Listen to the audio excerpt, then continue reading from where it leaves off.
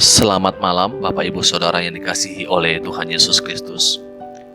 Renungan firman Tuhan pada malam hari ini terdapat di dalam kitab Kejadian pasal yang keempat, ayat yang ke-6 dan ayat yang ke-7.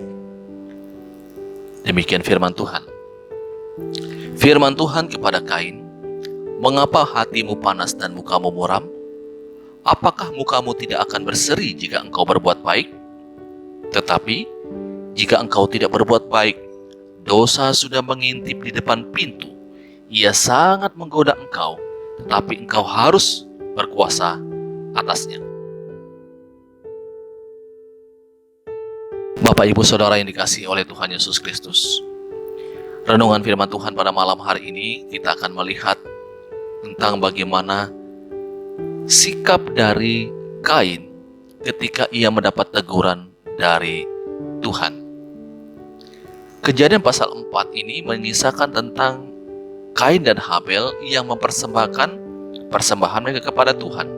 Nah, singkat cerita, Bapak Ibu, kita melihat bahwa persembahan Habel itu diterima oleh Tuhan, sedangkan persembahan Kain tidak diterima oleh Tuhan. Dan anehnya adalah ketika persembahan Kain tidak diterima oleh Tuhan, ia bukannya kemudian mengintrospeksi diri, mengevaluasi diri, dan kemudian memperbaiki hal-hal dalam hidupnya atau persembahannya yang menyebabkan persembahannya ditolak oleh Tuhan. Tapi ternyata ia tidak melakukan itu. Justru yang dilakukan adalah hal yang jahat. Dan menariknya lagi adalah ketika ia menjadi marah, ia menjadi iri hati karena persembahannya tidak diterima oleh Tuhan.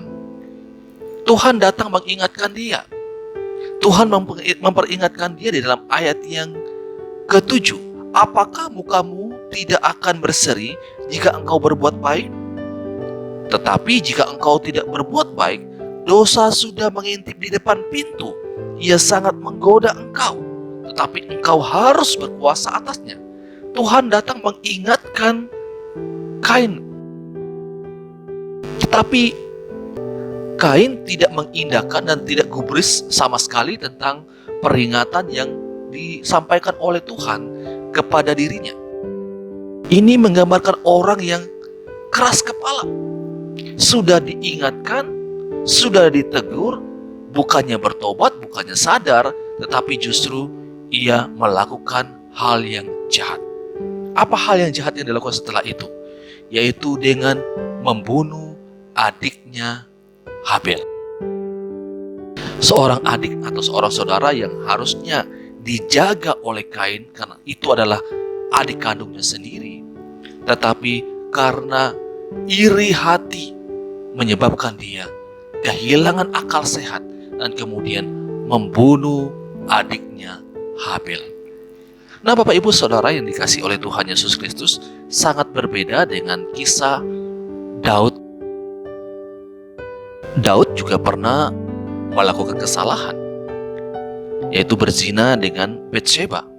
Dan bukan cuma itu, ia juga kemudian membunuh suami dari Batsheba, yaitu Uria.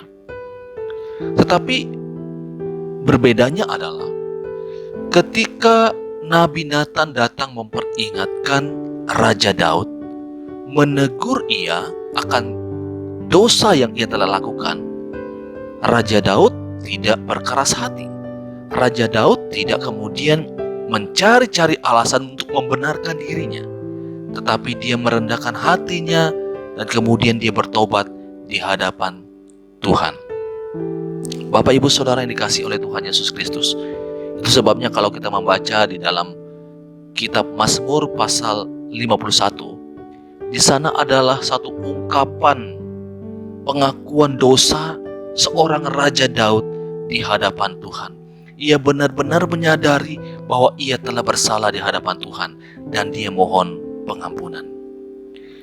Bapak Ibu Saudara yang dikasihi oleh Tuhan Yesus Kristus, dari kedua tokoh Alkitab ini, kira-kira kita ada di mana? Ketika Tuhan datang menegur kita, cara Tuhan menegur kita itu sangat banyak cara, Bapak Ibu, tidak hanya dengan satu cara saja. Nah, ketika Tuhan datang menegur kita, bagaimana sikap kita? Apakah seperti Kain yang kemudian mengeraskan hati dan kemudian terus melakukan kejahatan? Atau seperti Raja Daud, ketika datang diperingatkan melalui teguran, ia kemudian merendahkan hatinya dan bertobat di hadapan Tuhan. Seharusnya yang kita lakukan adalah mengikuti teladan seorang Raja Daud ketika ditegur, ketika diingatkan, karena ia telah melakukan kesalahan, harusnya bertobat. Demikian renungan firman Tuhan untuk kita pada malam hari ini. Selamat malam, Tuhan Yesus memberkati kita semua. Amin.